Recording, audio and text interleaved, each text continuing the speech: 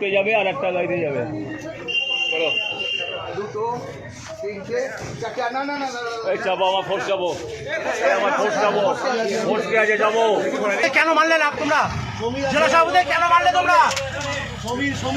তোমার তো জেলা বিজেপি কর্মী, তোমরা সবাই তো বিজেপি কর্মী, জেলা সভাপতিকে কেন মারলে? কে বলেছিল মারতে? কেউ বলেছিল মারতে তোমাদের? কেউ মারতে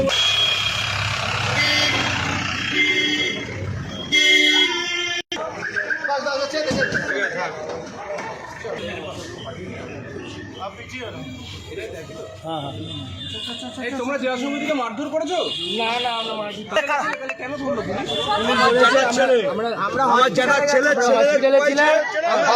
তোমরা কি বিজেপি করো? তোমরা কি বিজেপি করো? কে বলেছিল মারতে? কে বলেছিল মারতে তোমাদেরকে? করিনি, আমরা কোনো মারপিট করিনি, আমরা হসপিটালে ছিলাম, সেই জন্য আমাদের পুলিশ ধরেছে। আচ্ছা সেই জন্য পুলিশ ধরেছে। কিসের জন্য বলুন? আমরা বাবা কোনো মাঠে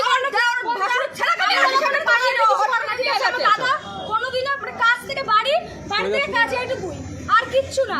তাতে এনারা মানে বিছানা পাড়িয়ে গিয়ে তুলে নিয়ে আসছে, সব ঠিক আছে। ওই দিন ছিল, ওই দিন গেছিল